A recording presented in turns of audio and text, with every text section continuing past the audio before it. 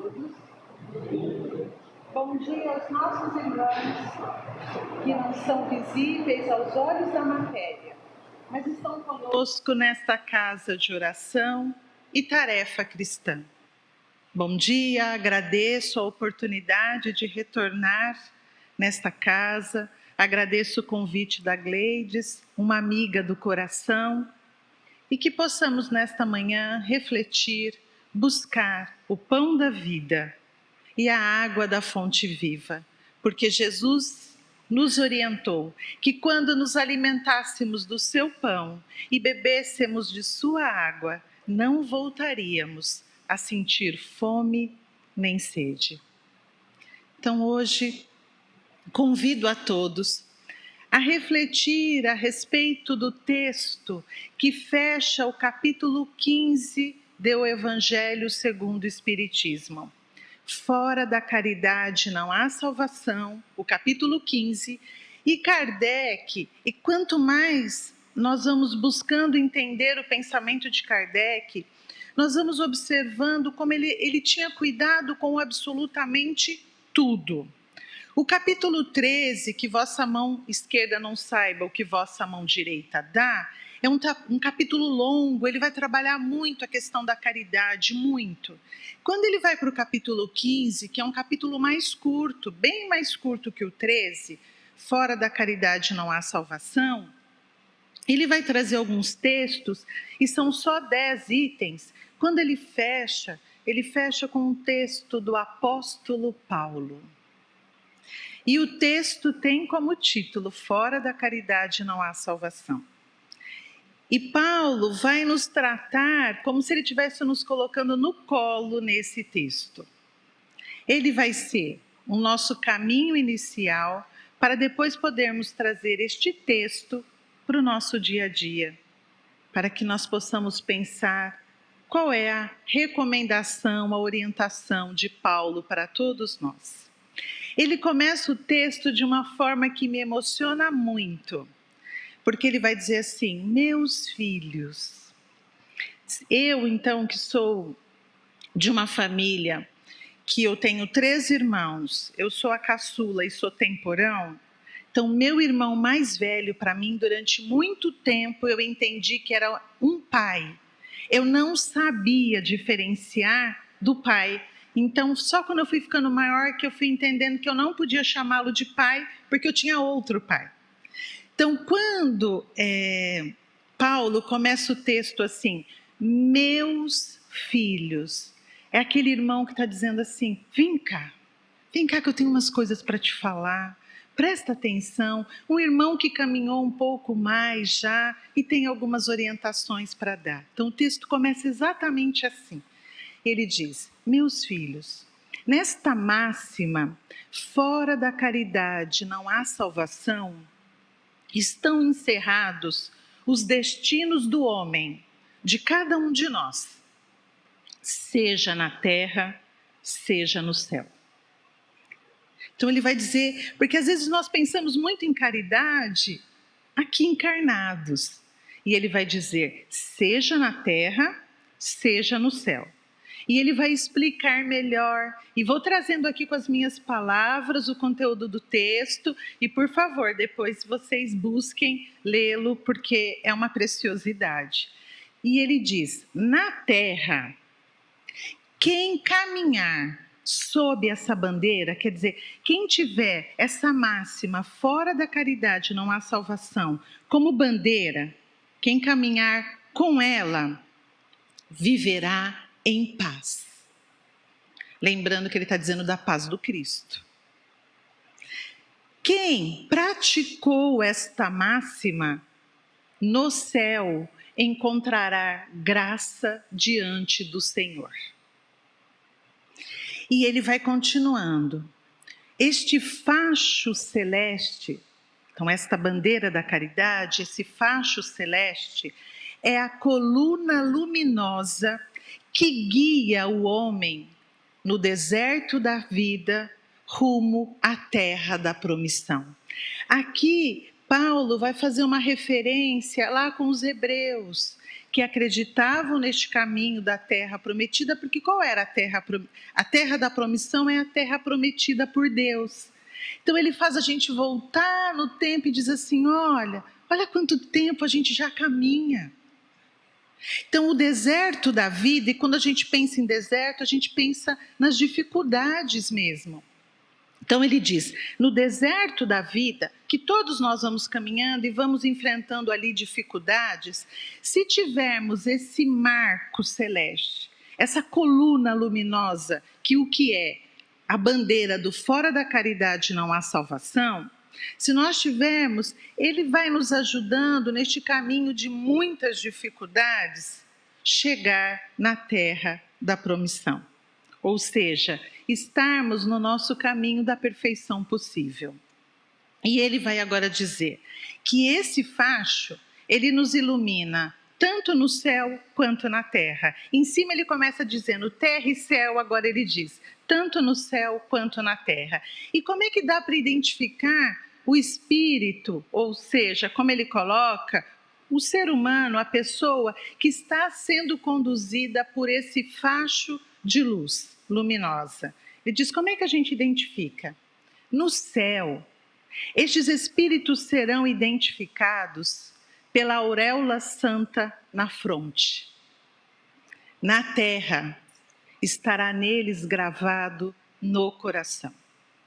Porque é no espírito, nós não vamos enxergar com os olhos materiais essa luz luminosa que ele está colocando.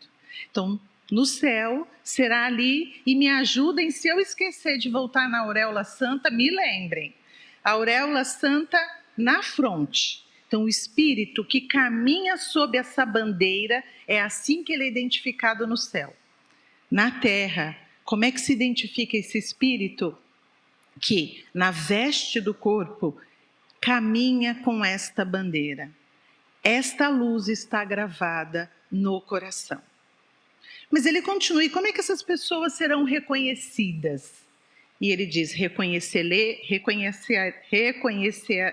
nossa, isso mesmo, nós vamos reconhecê-la porque ela deixa um perfume de caridade em torno de si. Como é que identifica quem começa a entender o que é caridade? Ela deixa um perfume, mas o perfume, a marca deste perfume chama caridade, em torno de si. E ele vai continuando no texto, né? Nesta máxima, então sempre que ele está dizendo essa máxima, a gente lembra, fora da caridade não há salvação, estão contidos com exatidão todos os ensinamentos do Cristo e todo o caminho para o homem fazer o bem. Que a doutrina espírita não poderia ter escolhido outra bandeira, já que ela reviva em nós o cristianismo na sua pureza. Então ele vai dizer neste momento que a caridade resume com exatidão todos os ensinamentos de Jesus e que Kardec não poderia ter escolhido outra bandeira, já que a doutrina espírita vem de novo despertar em nós o cristianismo puro. E ele continua no texto. Agora, no primeiro momento ele apresenta, agora ele diz assim, olha, eu vou dar um caminho para vocês. E ele diz, submetei-vos todas as vossas ações ao governo da caridade. Então ele diz assim, Gleides, coloque todas as suas ações, todas, então é no dia a dia, no governo da caridade. Deixa a caridade governar seus passos, deixa a caridade governar as suas ações. E ele continua, pois a vossa consciência responderá. Ou seja, a consciência vai dizer se o caminho está certo. Porque além disso, se nós colocarmos no governo da caridade as nossas ações, o que vai acontecer? Ela nos auxiliará a não praticar o mal e nos ensinará a praticar o bem. E aí vem um ponto do texto, gente, que quando eu li, falei, nossa, Eu já tinha lido tantas vezes e não tinha enxergado isto. Ele diz assim: porque não basta uma virtude negativa.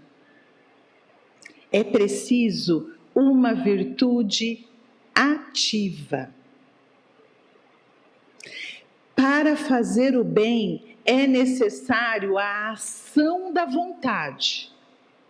Para não fazer o mal, basta a inércia e a despreocupação. Ele vai chamar de uma virtude, e é uma virtude negativa, quando eu digo, gente, eu não faço mal a ninguém.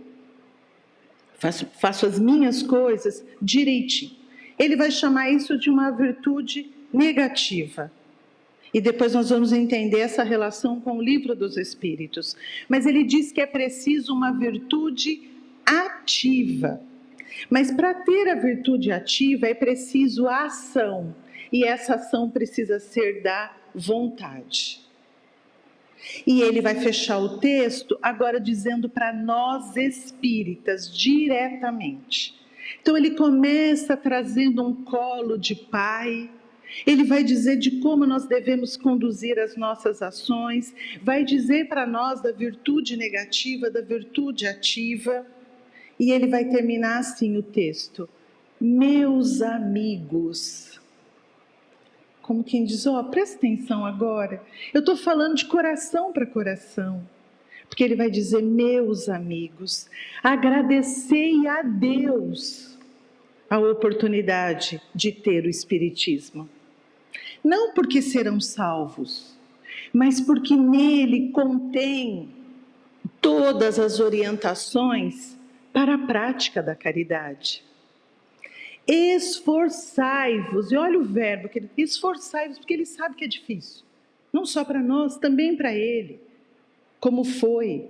Esforçai-vos, então ele fala, põe toda a força possível, para que possa, no exercício desta máxima, quem estiver te observando, entenda que o verdadeiro espírita e o verdadeiro cristão são uma só coisa.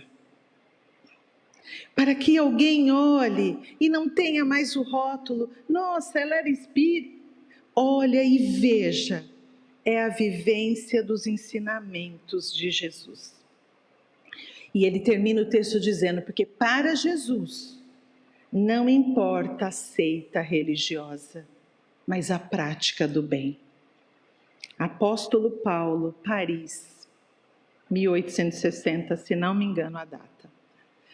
Muito bem, é um texto que parece uma teoria, é um texto belo, mas o que é muito importante, pelo menos para mim, eu tenho essa necessidade.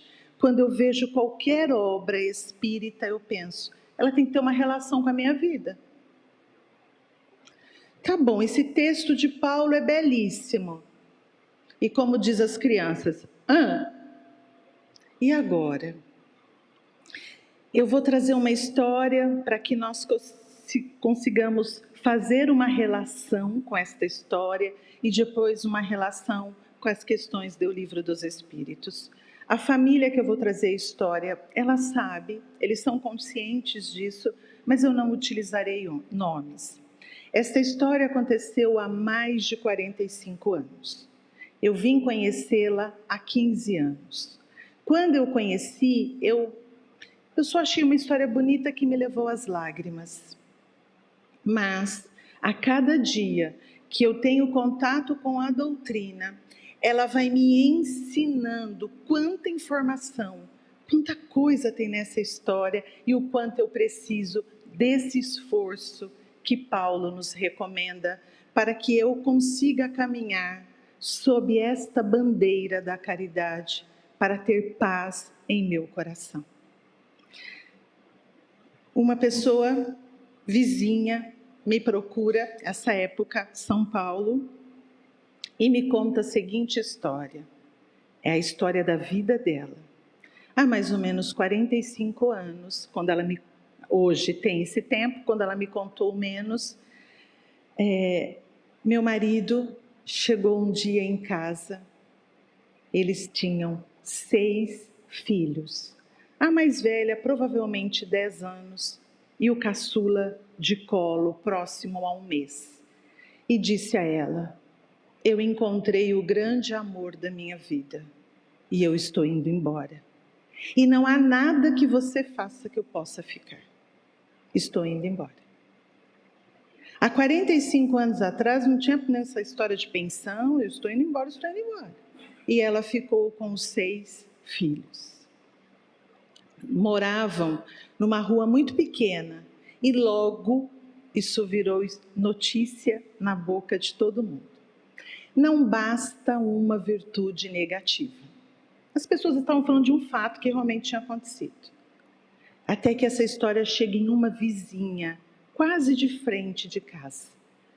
E a vizinha vai até a casa dela, vê a cena, uma mãe jogada numa cama, os filhos em volta, e ela entra, pede licença e diz: olha, eu vim aqui saber se você está precisando de alguma coisa. E ela diz para essa vizinha, que elas eram muito amigas: não há nada que você possa fazer. Eu estou trazendo agora com as minhas palavras. Eu tomei uma decisão e ninguém vai me mudar. E a vizinha disse: e qual é? Eu vou matar as 6 crianças e depois eu vou me matar. E não há nada que mude isso, porque eu não tenho forças para aguentar caminhar, ver as pessoas me apontando e 6 filhos para sustentar sem nunca ter trabalhado. Morre os 6 e depois eu me mato. E aí, gente, eu passei a pensar que eu tenho muito pouco de evangelho dentro de mim. Porque eu acho que eu ia fazer um discurso de não sei quantas horas para tentar convencer. Essa vizinha semi-analfabeta disse só isso para ela: não faz nada hoje, amanhã eu volto. Foi em casa, trouxe comida pronta, alimentou todo mundo, explicou para a mais velha que ela ajeitasse as coisas, cuidasse dos irmãos, porque a mãe estava muito doente. Olhou para a amiga e disse: não faz nada hoje, amanhã eu volto. Precisa ter muita fé para falar isso, gente, porque eu não ia conseguir ir embora. Muita fé. Esta vizinha, 4 filhos. E assim esta vizinha fez durante muito tempo. Ia lá, cuidava das crianças, levava roupa para lavar, explicava para a mais velha como cuidar da casa e dizia para a amiga: não faz nada hoje, amanhã eu volto. Não disse uma palavra: não, como assim? Nada, não perguntou dele, não perguntou por que ele tinha ido embora, nada. E eu disse a ela: isso foi quanto tempo? Ela respondeu: não sei. Eu não sei quanto tempo. Eu só sei que ela vinha todos os dias. E nunca me disse outra coisa a não ser esta frase. O tempo foi passando e ela começou a dizer: vamos fazer um Pai Nosso hoje? Vamos fazer uma Ave Maria hoje? Porque elas muito católicas. E aos poucos essa vizinha foi, a mãe das crianças, cuidando dos seus afazeres, retomando devagarinho a vida, cuidando, e a vizinha lá. E na casa de quem ia ajudá-la, ela nunca contou que ia lá todos os dias. E às vezes ouvia dos filhos: isso de novo hoje para comer? Porque do orçamento dela, agora ela não sustentava só a casa dela, ela tinha mais 7 bocas. Então ela tinha que administrar para poder cuidar de todo mundo. A história não veio de quem ajudou. Eu vim conhecer a história de quem foi ajudado. E assim hoje, essa senhora tem, que foi ajudada, 82 anos. Dos 6 filhos, somente um desencarnou, porque infelizmente entrou no mundo das drogas. Os outros 5 estão lá, já tem os netos, os bisnetos, e se não me engano, um tataraneto. cuidada com extremo zelo pelos filhos. E esta senhora permitiu que os filhos convivessem com o pai, porque aos poucos a família do pai foi entendendo o que estava acontecendo e passou a ajudá-la. Ela passou a ser ajudada por pessoas, conseguiu ir trabalhar e criou os seus filhos. E ela está encarnada graças à ajuda de uma pessoa que disse: não faz nada hoje, mas que também teve uma virtude ativa, porque Paulo vai dizer para nós que para ter uma virtude ativa é necessário a ação da vontade, é preciso se movimentar. Se essa vizinha não tivesse feito nada, gente, ela não teria cometido aos nossos olhos nenhum erro. Ele diz da virtude negativa: basta a inércia, não se movimentar, e a despreocupação. O que ela tinha a ver com isso? E infelizmente no movimento espírita, porque isso não é do conteúdo espírita, não confundamos movimento espírita com doutrina espírita. Talvez nós até disséssemos, né, Gleides? Está no plano reencarnatório dela, ter 6 filhos e ser abandonada pelo marido. Paciência, agora ela vai ter que viver isto. Ela foi ajudada por uma pessoa semi-analfabeta, que desencarnou sem ler a Bíblia, porque só sabia escrever o nome e ler pequenas palavras. Mas aí nós podemos pensar, qual é a relação com o texto? Ele diz no texto que quem caminha sob a luz, sobre a bandeira da caridade, tem paz no coração, vive em paz. Embora eu fico imaginando como é que foi a vida dessa pessoa. Ela corria com os afazeres dela, corria com os afazeres da outra casa, manter tudo, mas ela deitava a cabeça no travesseiro e dormia. Diz que quem caminha assim na terra, traz no coração, gravado no coração, essa luz, que eu pus do lado errado. Essa luz. E que luz é esta, gente? É uma luz que não se enxerga, não adianta a gente querer procurar, mas que tem graça diante do Senhor. E imagino que esta pessoa foi recebida com a auréola santa na fronte. Porque não nos confundamos, porque hoje eu estou aqui falando, porque esta palestra vai para as redes sociais, que isso significa algo de maior na minha caminhada. Porque se o que eu estou dizendo aqui não faz parte do meu dia a dia, é uma virtude negativa. Mas onde nós vamos encontrar Kardec perguntando esta situação para os espíritos? Livro dos Espíritos, questão 642. Kardec vai perguntar assim: basta não fazer o mal para ser agradável a Deus e garantir uma situação futura? Então Kardec está perguntando, basta a virtude negativa, não fazer o mal, para ser agradável a Deus? E os Espíritos respondem, não. É preciso fazer o bem no limite das próprias forças, pois cada um responderá pelo mal que tenha ocorrido, pelo bem que deixou de fazer. Este é o tipo de pergunta que Kardec não devia ter feito. Esta senhora que ajudou a família, os Espíritos vão dizer que é no limite das próprias forças. Gente, as forças dela deviam estar assim, quase que arrebentando. Uma família, ela daria conta de 10 famílias? Provavelmente não. Os Espíritos dizem para nós auxiliarmos no limite de nossas forças. Não reparem que eu gosto de perguntar nome.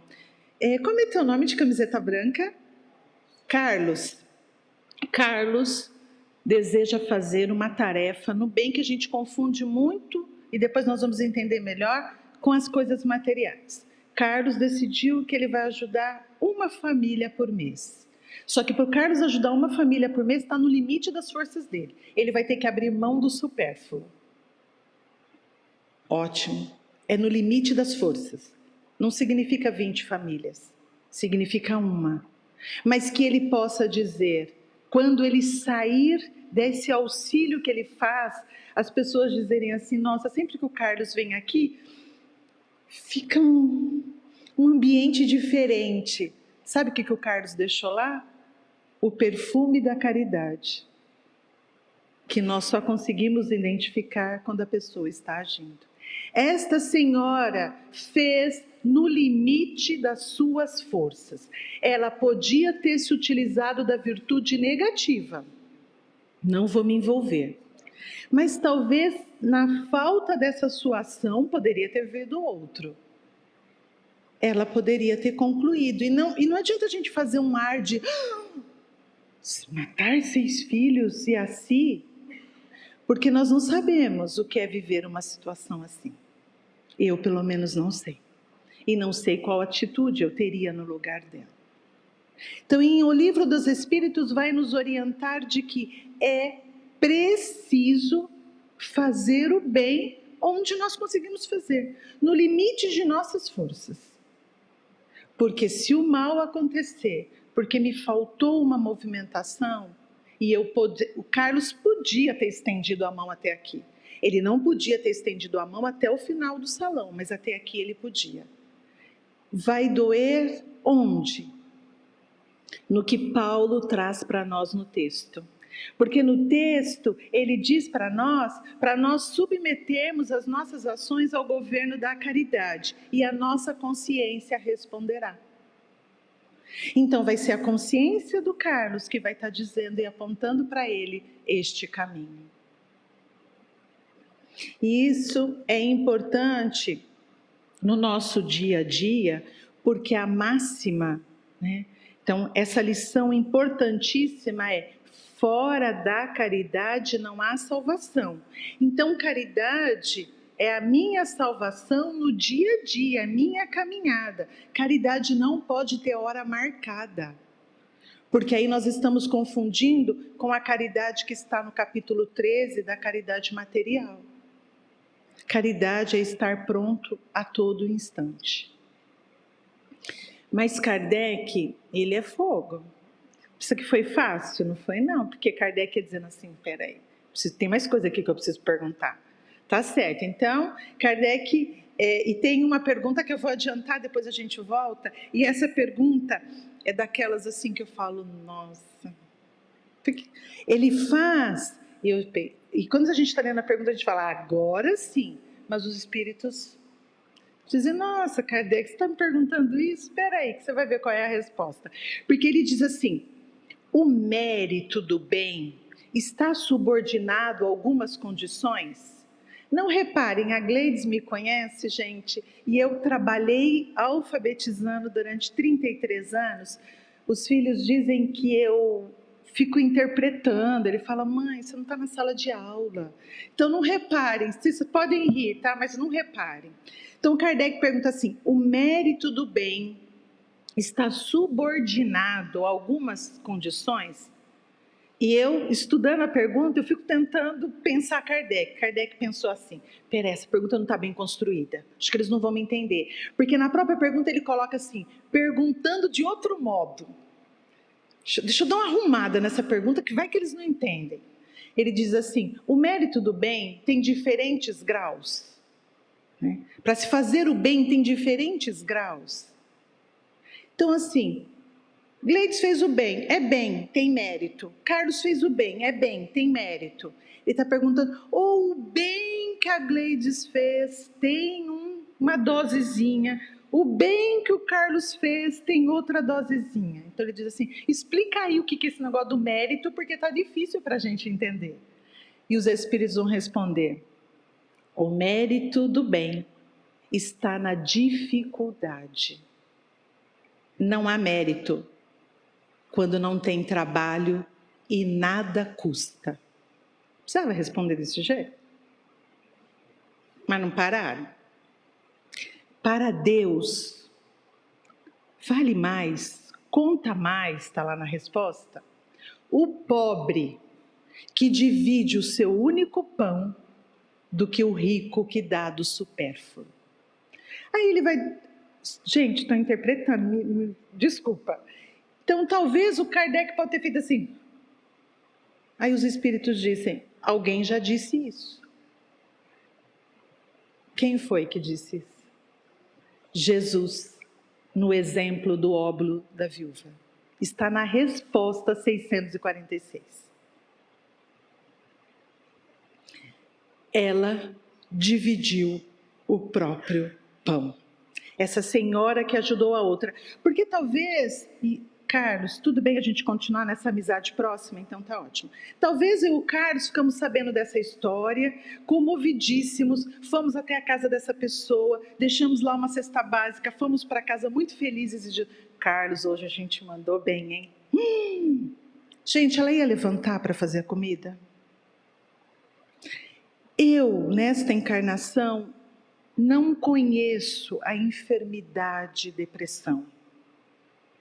Talvez aqui neste salão, alguém já vivenciou essa dor na alma. Tem cabeça para levantar e cozinhar?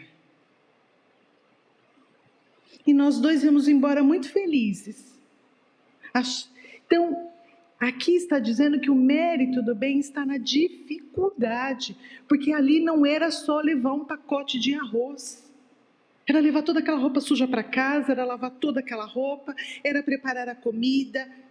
Gente, eu imagino que ela passava o dia na casa dela orando, confiando em Jesus, que Jesus estaria ali ajudando, para que ela não cometesse aquele ato de extrema dor. Então, ele está dizendo, os espíritos estão respondendo isto nesta pergunta.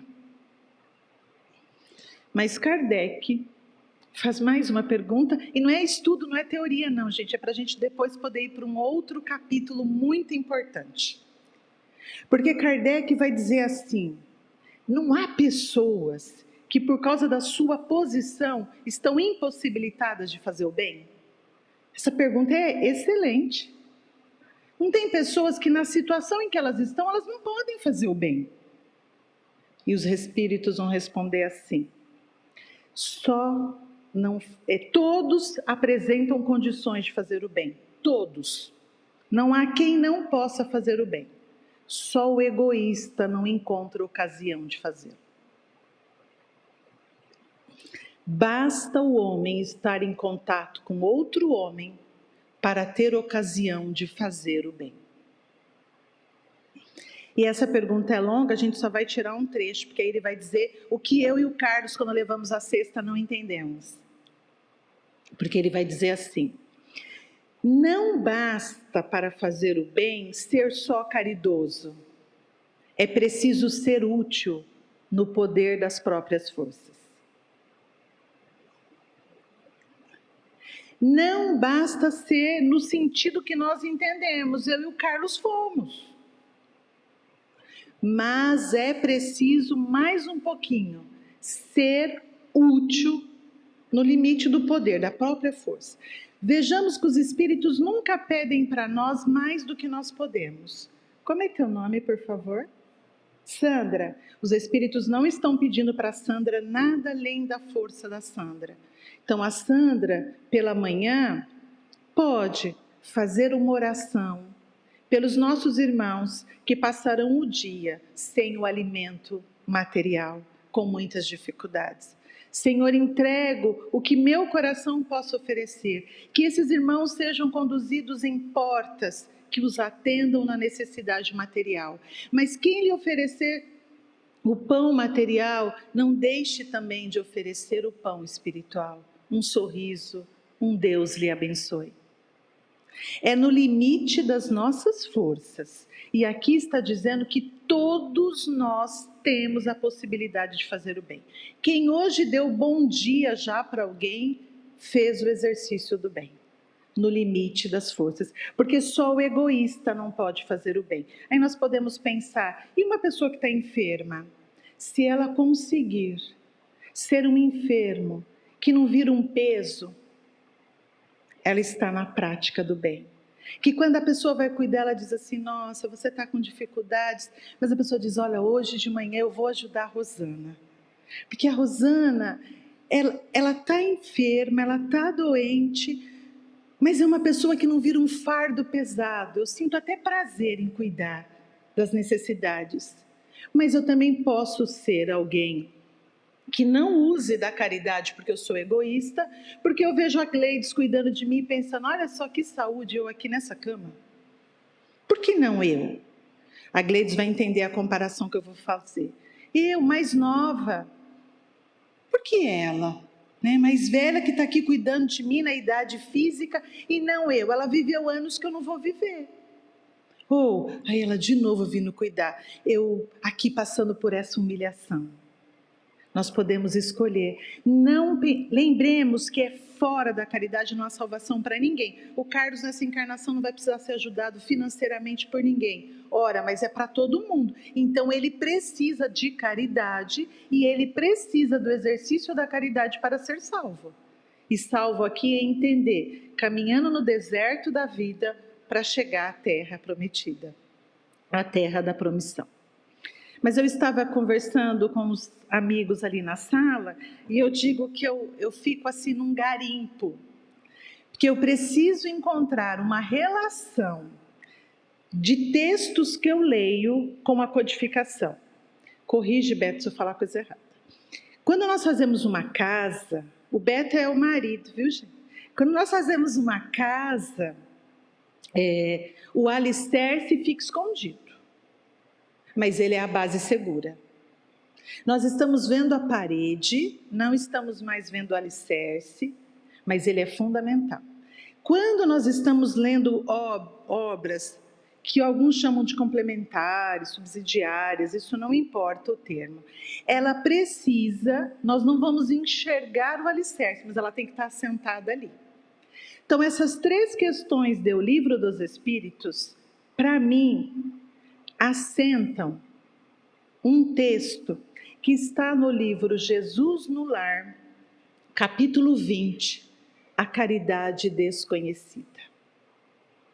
E este capítulo é muito interessante porque eu preciso viver o estudo. Eu fico pensando que às vezes os discípulos eles não se tocavam com quem que eles estavam. Porque eles começavam cada assunto e eles não paravam para pensar, Jesus está aqui. É no meio do papo deles, que nem diz o filho para mim, que dava ruim. Porque às vezes acontece alguma coisa e ele fala, ih mãe, deu ruim. Porque às vezes no meio do assunto, Jesus fazia assim, ó. Aí eles olhavam e faziam, ele estava junto. Porque a discussão começa mais ou menos assim, como é que a gente vai fazer caridade, esse texto? Como é que nós vamos fazer a beneficência? Sem dinheiro. Estão lá os 12 discutindo. Como nós podemos levar auxílio para as pessoas, compaixão, sem recursos financeiros? E eles vão citando pessoas ilustres que poderiam estar ali ajudando, porque eles vão dizer, como é que nós fazemos isso sem esses recursos? E a discussão está ali entre eles. Aí Jesus fala assim, dá licença, posso falar? E Jesus, tendo ali os filhinhos, porque esse é o papel que nós temos para com o Cristo, vai contar uma historinha para eles. E começa essa história dizendo assim, um devoto da lei, porque isso para eles era muito importante, ser chamado de devoto, então um devoto da lei, das escrituras, foi chamado pelas autoridades celestes para uma missão. E ele recebe a seguinte missão, que ele precisava na terra praticar a beneficência, a compaixão, ajudar. Ele precisava, eu estou misturando aqui para ter sentido para nós, ele precisava andar sob a bandeira da caridade. Só que tinha um problema aqui para ele caminhando. Pai de muitos filhos, família numerosa, a renda muito pequena. O que ele recebia, Jesus vai contando, mal dava para a própria família. Não sobrava nada para que ele pudesse ajudar o próximo. E da casinha onde ele morava, ele via os peregrinos caminhando e lhe cortava o coração não poder ir ao encontro desses peregrinos e levar uma uma cuia, uma tigelinha de sopa, um pedaço de pão. Ele via passando, sentindo frio e não poder levar um pedaço de cobertor. Por quê? Porque o que ele tinha mal dava para a família. E isso lhe cortava o coração. E ele ia pensando, e a gente traz na consciência, então doía nele não fazer nada, não estar na prática do bem. É quando ele toma uma decisão. Já que ele não poderia dividir dos seus recursos, ele a partir daquele momento iria guerrear contra o mal. E todos os dias ele estaria num trabalho para que onde ele estivesse, ele pudesse abafar o mal. E ele começa pelos pensamentos inferiores. Todo pensamento inferior que brotava dele, e aqui eu vou estar misturando, que vinha dos espíritos, ou que vinha de alguém, ele fazia um esforço para que esse pensamento não penetrasse nele. Se vinha dele, ele abafava. Se era sugestão, ele combatia. E se vinha de outro, ele anulava para que não ficasse nele. Isso já é caridade, gente. Porque cada vez que eu não vibro um pensamento no mal, eu estou ajudando na limpeza da atmosfera, eu estou ajudando na limpeza das energias que nós emanamos no nosso planeta e no mundo espiritual. Esse é um ponto. Ele escolhe, gente, 7 pontos para a encarnação dele. Outro, a maledicência. Sempre que viam falar de alguém para ele, ele dava um jeito de sair dessa história. Ele tentava sair. Ele ia trazendo para os nossos dias que Jesus não falou assim, mas ele dizia, dá licença que eu estou com compromisso, agora eu não posso ouvir, né? Ele tentava, e quando ele não conseguia, diz o texto, ele buscava, nem que fosse pequenina, destacar alguma virtude da pessoa em questão. A ira. Diante de uma pessoa que apresentava cólera fácil, ele olhava como um irmão enfermo da alma e entrava em oração. Os insultos, as ofensas, Jesus diz assim, batiam nele como pedra num barril de mel. Ele recebia as ofensas que batiam nele e ele não devolvia. E continuava tratando a pessoa com a fraternidade habitual. Diante da calúnia, ele tomava a seguinte postura, de que quando uma calúnia, alguma notícia chegava até ele, nele essa notícia não tinha continuidade, parava ali. Ele não levava adiante nenhuma história, verdadeira ou não, mas que trouxesse ofensas, que trouxesse ali, se a gente for buscar pensar na palavra insulto, calúnia, a calúnia normalmente ela vem recheada de um vocabulário muito difícil, de um vocabulário muito denso. Então ele não buscava levar isto adiante para ninguém. Chegou nele, parava nele. Penso que essa é uma das mais atuais para a nossa reflexão.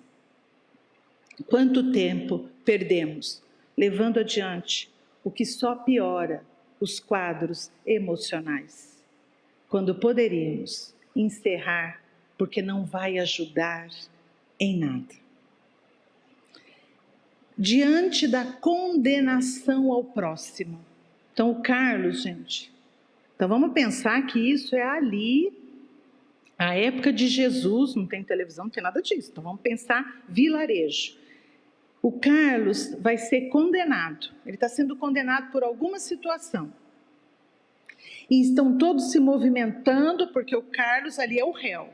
ele se movimentava para ver se ele encontrava alguma coisa que o Carlos já tenha feito que lhe ajudasse na defesa. Então ele ia em busca, diante da condenação do próximo, que ele não fosse mais um a condenar, mas que na balança de todas as pedras que estavam sendo colocadas, ele pudesse colocar alguma coisa que fizesse com que as pessoas refletissem um pouco mais. E Jesus diz, esse combate dele ao mal chegou a um extremo tanto de trabalho que ele tinha cuidado, zelo para com a cidade. E esse, para mim, foi um que me tocou tanto, porque ele diz que este homem, quando caminhava, ia tirando os detritos, as sujeiras do chão. E quando ele via uma pedra ou alguma coisa que poderia servir de perigo para aquele que vinha distraído e pudesse cair, ele retirava do caminho. Então, quando ele cuidava da cidade, né? E quantas vezes, né? E tem história que a gente lê e ela é difícil, porque às vezes eu estou no supermercado, vou levar o meu carrinho até o lugar, porque eu não posso deixar ele em qualquer lugar. Mas agora eu já estou aprendendo que tem mais um carrinho ali, já que eu vou levar o meu, que me custa levar esse outro carrinho também. Porque o papel que ele tirava do chão, não foi ele que jogou. Mas ele pensava no bem de todos.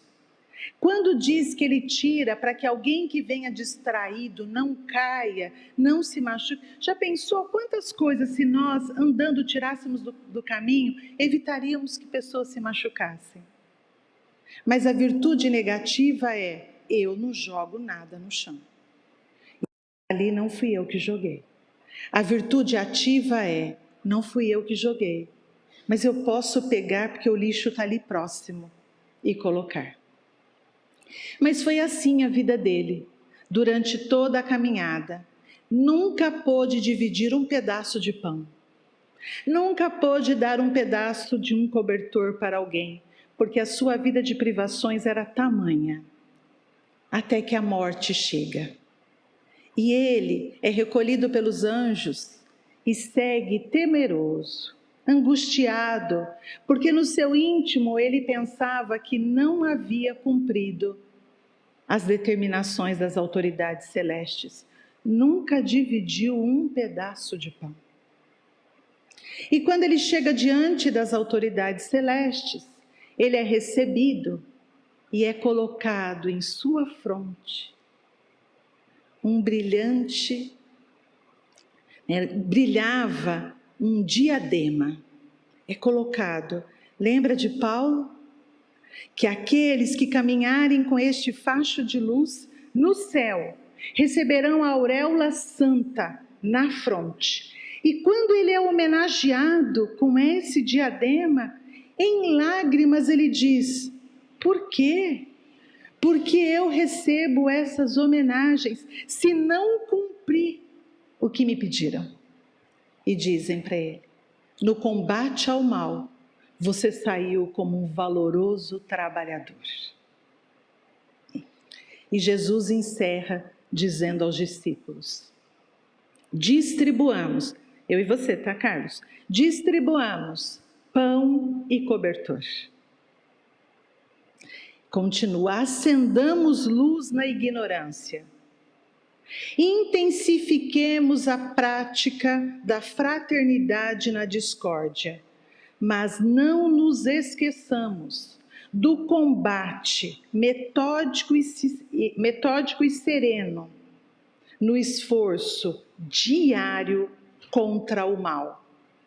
Convictos de que nessa batalha santificante receberemos a coroa da caridade desconhecida. Aqui ninguém conhece a senhora que disse, hoje não, eu volto amanhã. Ela recebeu a coroa da caridade desconhecida. No nosso dia a dia, podemos fazer da bandeira a máxima, fora da caridade não há salvação. em pequenas coisas. Entrei na padaria pela manhã para comprar o pão. Bom dia. Eu não sei como é que vocês chamam o pão aqui, né? Bom dia, por favor, 5 pãezinhos, em Rio Claro é filão. 5 pãezinhos, obrigada, obrigada. Tenha um bom dia de trabalho. Nós não sabemos o que aquela balconista está passando. Nós não sabemos. Nós não sabemos o que a pessoa que está sentada ao nosso lado hoje está passando. Há pessoas que vivem pela vida parecendo que elas são invisíveis. Caridade não é só o recurso material e ele é importante, mas é nós acendermos no outro que ele existe, que ele é importante, que a vida dele vale a pena. E fecho com uma experiência e não trago essa experiência no sentido de, porque no texto de Paulo diz para a gente se esforçar a viver essa bandeira da caridade, para que quando a pessoa nos observa, ela consiga enxergar, nem que seja uma faísca de luz. E eu e o Beto vivemos uma experiência alguns anos atrás, que nós estávamos entrando numa loja, né, que vende carro, e tinha uma senhora limpando a escadaria, porque ela tinha uma escadaria. Nós dois passamos por ela e fizemos bom dia, e entramos na loja. E o Beto ali olhando, gente, ele gosta mais de carro do que de mim, tá? Então vocês imaginam ele dentro de uma loja, como é que é o negócio. Ele fica, e aí a senhora veio e fez assim. Aí eu olhei para ela e fiz, oi. Ela disse assim, por favor, posso te dar um abraço? Eu disse, sim. Porque às vezes eu acho que eu sou invisível neste lugar. Às vezes passo o dia e ninguém fala comigo.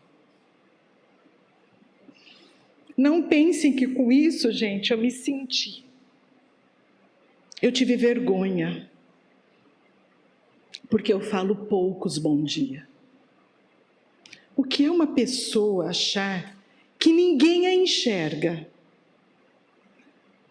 Caminhemos pela vida, deixando um perfume de caridade. Porque a doutrina espírita é o maior tesouro que já chegou em nossas vidas. Na vida do Carlos, na vida da Sandra, em minha vida. É o maior tesouro que já chegou em nossas vidas. Não porque nós somos melhores do que as outras religiões. Não, não. Eu conheço muito católico que não precisa das lições da doutrina para praticar a verdadeira caridade. Essa senhora desencarnou sem saber o que é espiritismo. É um tesouro porque nós, de tão cegos que andávamos, Jesus foi tirando, e ele disse, não, eles precisam de óculos com bastante grau para que eles enxerguem e oferecem para nós o outro consolador prometido. Não pensemos que precisamos fazer muito. Pensemos que precisamos fazer o melhor às nossas mãos. Talvez o mundo não tenha vivido dores tão tamanhas como neste momento, no sentido de que hoje nós estamos todos conectados, nós sabemos tudo o que acontece. Jesus só está dizendo assim, Gleides, uma oração hoje, filha, é o que eu preciso dos meus trabalhadores. Carlos, é um sorriso quando você entrar no teu trabalho, porque eles precisam me conhecer. E se não me conhecer, através de vocês, que levam o nome de cristãos, me conhecerão como?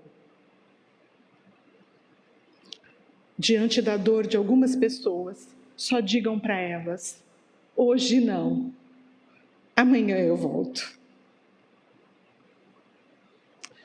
Agradeço imensamente estar aqui mais uma vez. Agradeço a honra de ter vocês me ouvindo. Agradeço a Jesus, que sabe de todas as minhas carências.